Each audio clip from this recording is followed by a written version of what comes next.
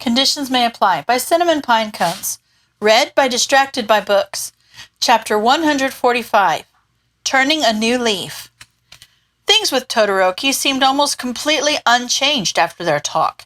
He still followed Izuku around like a mostly silent shadow and sat with him at lunch. For all intents and purposes, it was like nothing had happened at all. He didn't seem angry, and Izuku was glad he hadn't ruined their friendship. On the topic of ruined friendships, Shinso seemed to have taken up glaring at him with renewed vigor. The first 2 days after getting back from internships, he had seemed concerned. He kept looking at Izuku like he wanted to say something, but he never did. He wanted to talk to him. He wanted to explain everything. He wanted his friend back, but he wasn't so naive as to think he would get his way on that last bit. At the very least, Shinso deserved an explanation. He had told him at the beginning of the year that he didn't want to hear from him unless he explained himself. He could explain himself now. Shinso started glaring at him again on Wednesday, and he had no clue what to do about it. It seemed as though he had missed his brief window of opportunity in which Shinso actually seemed willing to talk. He rationalized that it served him right. He didn't deserve to get off the hook easy and dump the truth on Shinso while it was still fresh off the fear of thinking that Izuku had died in Hosu. He needed to talk to Eraser. He knew he did. He just really didn't want to. He was already taking up so much of his time and space, it felt like forcing himself into a pool of boiling water each time he went to bring it up. But Shinso deserved the truth. Shota was sitting at the dining table grading papers as Zashi was making some tea and coffee for them when he heard the kid's door quietly creak open. He never came out into the living area when they were home, and Shota had given up any hope that he would come out without them asking any time soon. So he figured he was just going to the bathroom. He was pleasantly surprised when he saw movement out of the corner of his eye and looked up to see Midoriya standing in the entryway to the dining room from the hall. He was fidgeting with his hands and looking at the two of them without saying a word. "You need something, kid?" he prompted. His question got Zashi's attention, and they whipped around with a huge smile on their face. "Hey, kiddo!" they greeted cheerfully. They both waited patiently for Midoriya to say whatever he came in here to say. I wanted to know if I could go out today," he finally spit out. Shota spared a glance over to Hizashi, and he looked elated that the kid was asking for anything.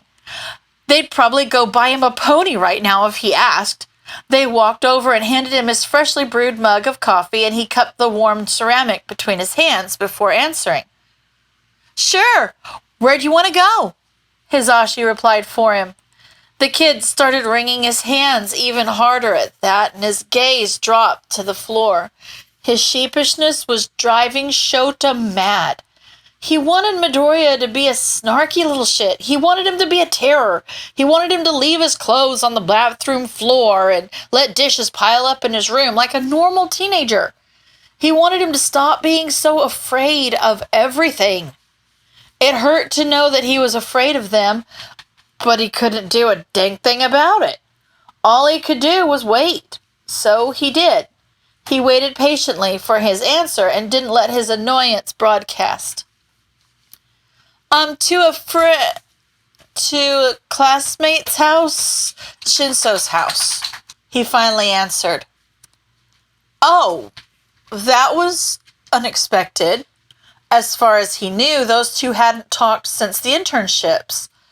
He had asked Shinso to keep him updated on the situation, and he hadn't said anything about it.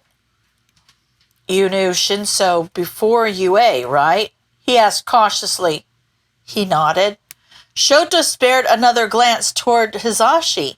He looked concerned. He had updated them on his conversation with Shinso during the internships, but with everything that had happened after that, he had yet to follow up with Shinso-san.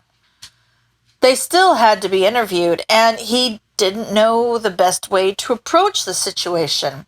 He wanted to keep as much of Midoriya's personal information to himself as he could, both out of respect for his privacy and for his safety. The less everyone else knew, the better. He didn't want anything tying Midoriya to Ivy to be on any sort of record, not even word of mouth if he could help it. Kiddo, how much did Shinso know about your situation before UA? Hisashi asked gently, saving Shota from his own indecision. Oh. He saw the kid's eyes go distant in response. He was shutting down, or at least attempting to.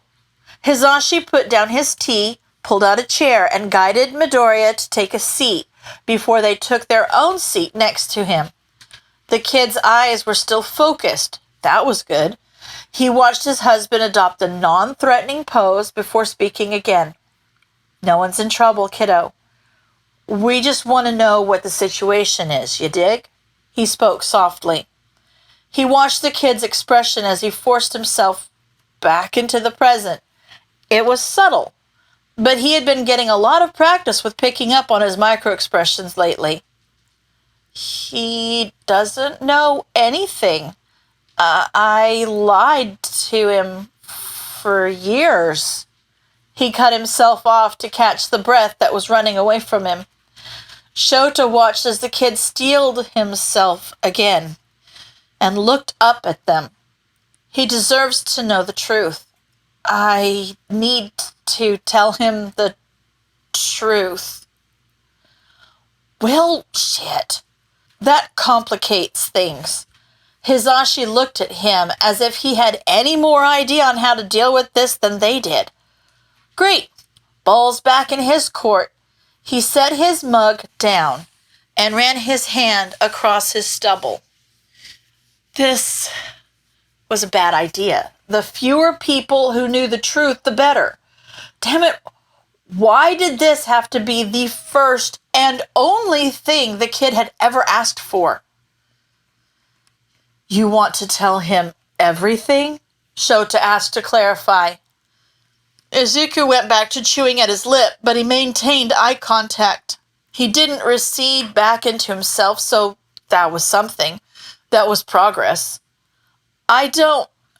He's going to have questions, and I can't lie to him again, he responded. We can't. He cut himself off, unwilling to outright deny the only request the kid had made so far. Will he keep his mouth shut, or is he going to go around telling everyone? Shota asked, probably a little too harshly. I don't know. I don't think he would, but I don't know, he admitted. Shota looked back to Hisashi, but they looked just as unsure about this as he did. On the one hand, it would be good for the kid to talk to someone, anyone, about what happened to him. It would be good to have someone his age in his corner to support him. Heaven knows he could use all the support he could get. But on the other hand, Shinso still held a grudge. Knowing about this situation would give Shinso a hell of a lot of leverage over him. It was truly a potentially life-ruining secret, and if Shinso just started telling people, he's not sure they could save Midoriya from the fallout. Shinso seemed like a good kid for the most part. He couldn't imagine that he would do something like that, but the potential that he could didn't sit well with him. He'd just gotten Ivy safe. They were finally safe. Jeopardizing that for any reason went against every fiber of his being. I can tell him that I can't tell him some things if he asks, Izuku offered, but he didn't look happy about it. That sounded like a good compromise. He looked over to Hisashi and he seemed to agree.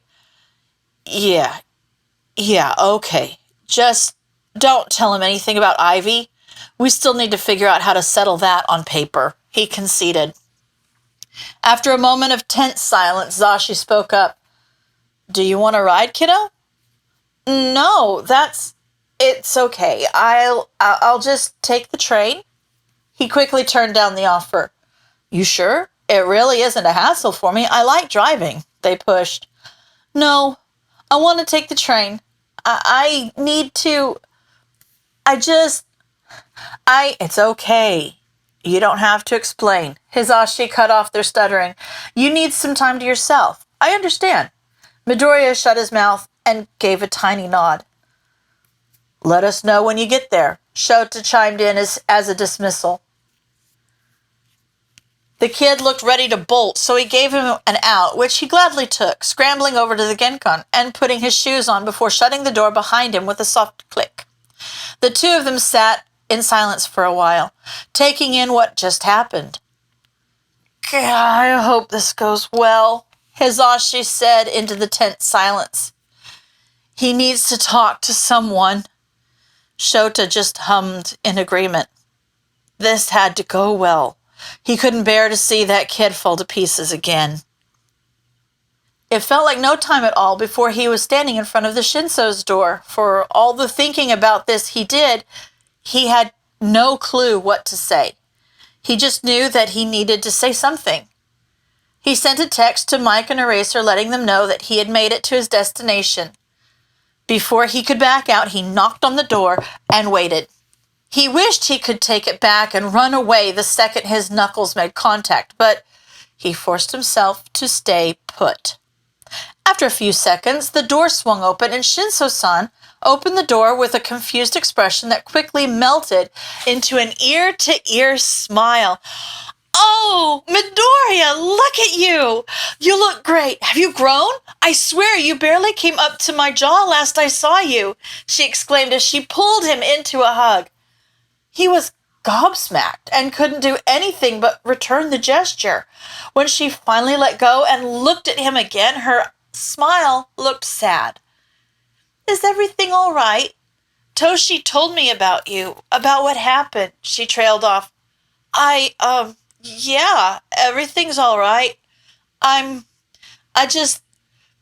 wanted to talk to Shinso, if he wants to. I wanted to.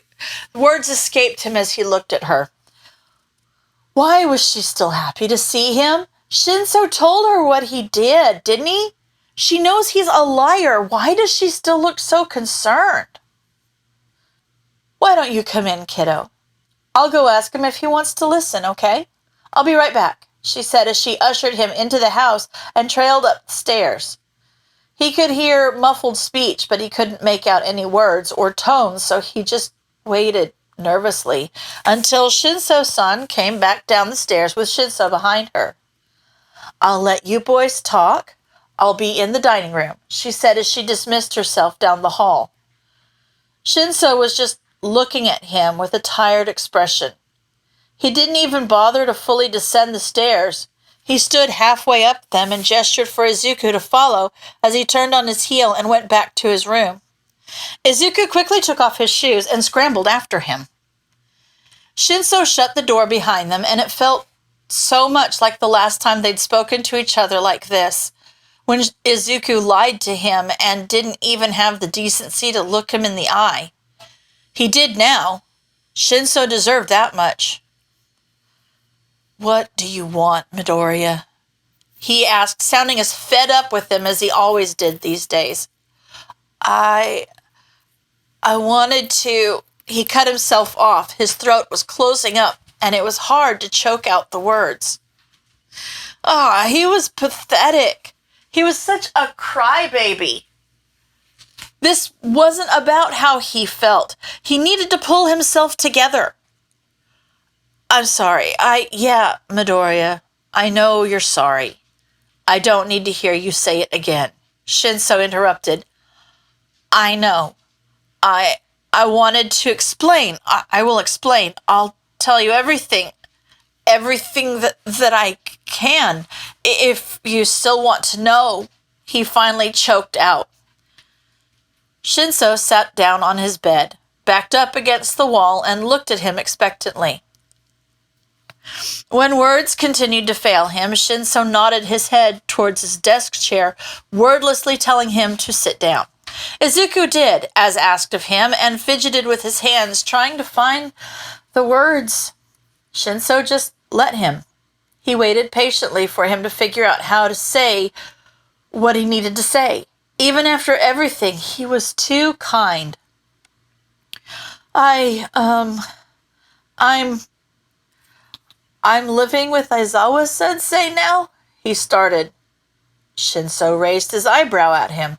That clearly wasn't what he'd expected to hear, but really, how could it be? What? He asked after a moment. I'm living with... No, I heard you. Why? He just had to say it. Rip the Band-Aid off. It wasn't going to get any easier.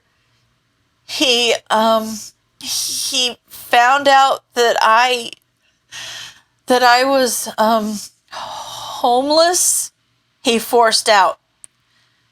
Shinso was just staring at him, slack-jawed and wide-eyed. Izuku gave him time to process that. He waited for the realization that he never trusted them enough to ask for help to sink in.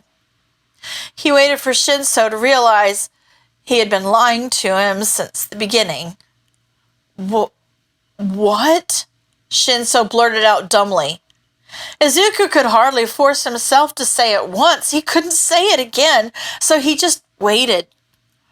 I don't understand. You were homeless? He asked, sounding incredulous. Izuku just nodded as Shinso stared back at him. For how long? He finally asked, breaking the tense silence. He still didn't get it. Maybe he was in denial, or maybe he just wanted to force Izuku to spell out all his lies as penance. He bit his lip and let his gaze drop to the floor. He grasped his hands together in his lap in an attempt to stop their shaking. But it was ultimately fruitless. He forced his eyes to meet Shinso's again before he spoke. 4 years? Izuku watched as the realization dawned on Shinso's face. He looked horrified.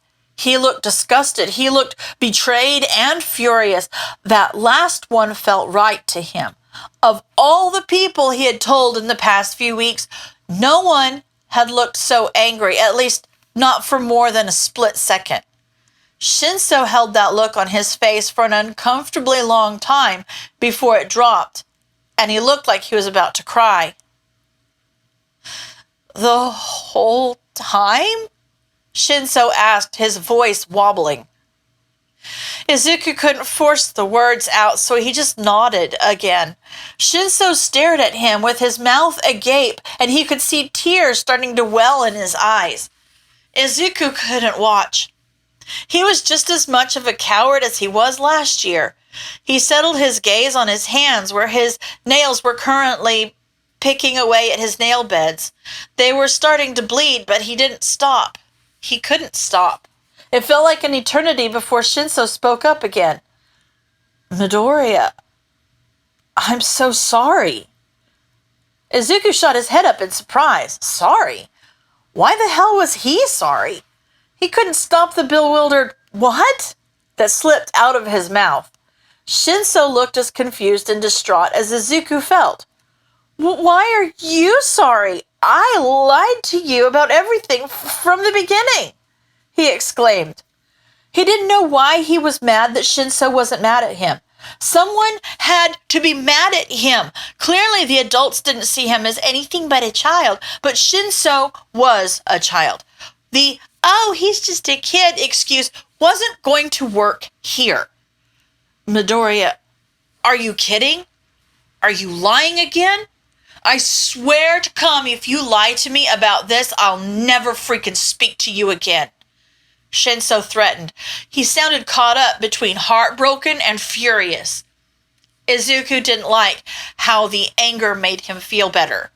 The flash of shame and the red-hot spike of self-hatred that had his shoulders frozen stiff felt right. The almost painful way the hair stood up on the back of his neck was what he deserved.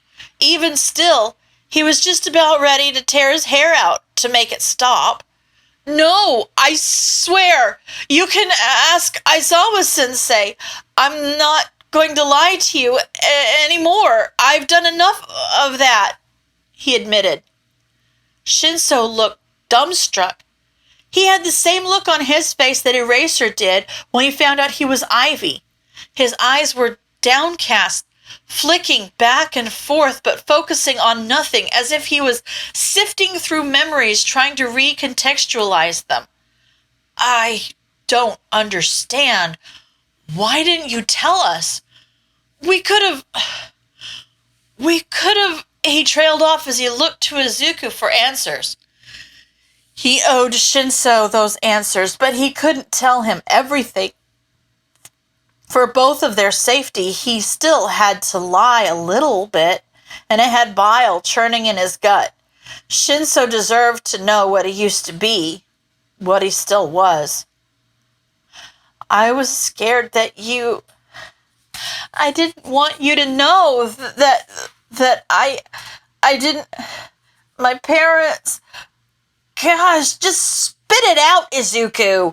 I thought I was quirkless until 5 months ago, and I was afraid that everyone always get a freaking hell. He cursed his inability to speak and buried his hands in his hair as he leaned forward with his elbows on his knees. I was a freaking coward, and I couldn't bear to hear you guys call me a damn null or pity me like everyone else. He was getting frantic. He shot to his feet and started pacing. But I'm not, he quickly added. I'm not. But by the time I figured that out, I already ran away from you guys, and I couldn't just come back. Not after what I'd done. I never thought that I would make it to UA. I never thought I would make it. He cut himself off. Shinso didn't need to know that much. He still didn't want his pity. You guys were the only people who ever cared about me, and you were the only ones who didn't know.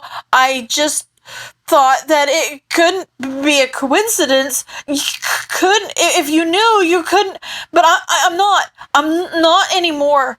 I'm sorry, Shinso. I'm so sorry. You deserved a better friend, and I couldn't be that for you. So I took away your choice, and I left because I was too much of a coward to wait for you to leave me. He finally finished and looked back to Shinso. Tears were streaming down his face, but his expression was blank. He was just staring at Izuku as the seconds ticked by into eternities. I can go. I'll leave you alone. I just thought the cat's out of the bag and you deserve the truth, he stuttered out and made to leave. No, wait a minute. I just need a minute. Just wait. Shinso drew out each word slowly. He was processing. Izuku knew that, but he didn't want to stick around for whatever emotion he settled on. He didn't want to see the fallout. It was selfish, but he still couldn't bear to have Shinso rebuke him. But if Shinso wanted to shout at him, then Izuku deserved to stand here squirming and let him. After an eon, Shinso finally looked up at him. What do you mean you thought you were quirkless? You didn't get your quirk until 5 months ago? That's unheard of. I don't... Swear to me that you're not lying, Midoriya, he demanded with steel in his tone. I'm not. I didn't have a quirk until 5 months ago. I swear. I was told if I got it in any sooner that the force of it would have blown my limbs off. You can't tell anyone. Please don't tell anyone. Technically, it wasn't a lie, but technically Izuku never said he wasn't homeless for 4 years. If he thought about it that way, he very rarely lied to Shinso. He knew deep down that that wasn't true, but he couldn't tell him the full truth. It wasn't safe, and he'd caused Shinso enough pain already. Shinso took another moment of silence to mull that over. He sat there, still as could be, like everything had frozen in time, just so that he could put all the missing pieces into place. Midoriya, we wouldn't have turned you away. I would never. You were my best friend. I wouldn't have cared about you being quirkless. I already thought you might have been, or at least you had some sort of screwed up quirk like me. I'm so sorry. I should have said, no, Shinso. You didn't have anything. No, Shinso. You don't have anything to apologize for. It's not your fault. It's mine. I'm the one who lied to you for years, Izuku interrupted. How the hell is being homeless your fault, Midoriya? You were what, 12? What happened to your parents? Why weren't you in foster care? How was any of this your fault? Shinso insisted. It was Izuku's turn to start gaping like a fish. How was this his fault? Everything was his fault. He drove his parents apart. He drove them away. He ruined their marriage. He ruined their lives. And all they did was return the favor. Sure, they weren't very kind. They hurt him irreparably, but he deserved it, didn't he? Surely someone would have done something about it if he didn't deserve it, right? The neighbors had to have heard, the hospital visits, the nurses, the teachers, they were all the same. They all hated him. He was unlovable. He was a null. That's just how it was, how it is. That's who he is. Nothing's changed. This borrowed power doesn't change what he is, but he can't tell Shinso that. Tears were obscuring his vision, and his ears were ringing. Midoriya, what happened to your parents? What do you mean you ruined their lives? Shinso repeated. Shit, he was mumbling again, wasn't he? How much of that did he hear? I'm a null. He couldn't spit the words out properly. It still hurt after all this time. How could it still hurt after all this time? They never loved him. No one ever loved him, not the real him. No, people only loved the fake versions, little portions of him, curated facades that were more digestible. He should have understood that by now, should have come to terms with it, but apparently not. Stop calling yourself that, Shinso barked angrily before composing himself. Are they still alive, your parents? Shinso asked. Are they still alive? How is he supposed to know that? He just shrugged. Did they abandon you? Abandon was a loaded word. It implied a victim. It implied that there was only one person to blame, a right and a wrong. It was too black and white to explain what had happened between him and his parents. Yeah, his parents did leave him, but it was for their own good. He ruined their lives. They wouldn't have left if he was worth staying for, but he couldn't find the words to voice that, so he just had to nod. Shinso looked shell-shocked. His mouth was agape, and he brought his hand up to cover it. Izuku couldn't look. He bit his trembling lip and closed his eyes. He heard Shinso shuffling around, but he just stayed rooted where he stood. Suddenly, there were arms around his shoulders, and his face was pressed against Shinso's collar. He was hugging him? Why was he hugging him? Midoriya, I don't care that you were quirkless. I wouldn't care if you still were. Shinso mumbled into his hair. He didn't care? Half of him believed that and half was burning with fury. He could have had a home, a family, but instead he slept in a cold, damp warehouse for years because he was a damn coward. But the other half of him couldn't believe that. Surely that was just something you say in hindsight to make someone feel better, right? Whether he believed him or not didn't matter right now. What mattered right now was Izuku felt like he was falling apart, and the thought of Shinso not hating him was the only thing holding him together. He wrapped his arms around Shinso's back, and even if it was a pity hug, even if Shinso never wanted to talk to him again after this, it felt so good to think that he would. He couldn't stop the tears from falling down his cheeks and wetting Shinso's shoulder, and Shinso let him. He held him close and let him huff out shuddered breaths and half-formed sobs.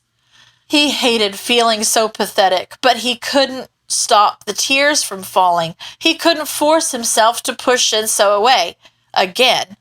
He knew he should, but he couldn't. End of chapter.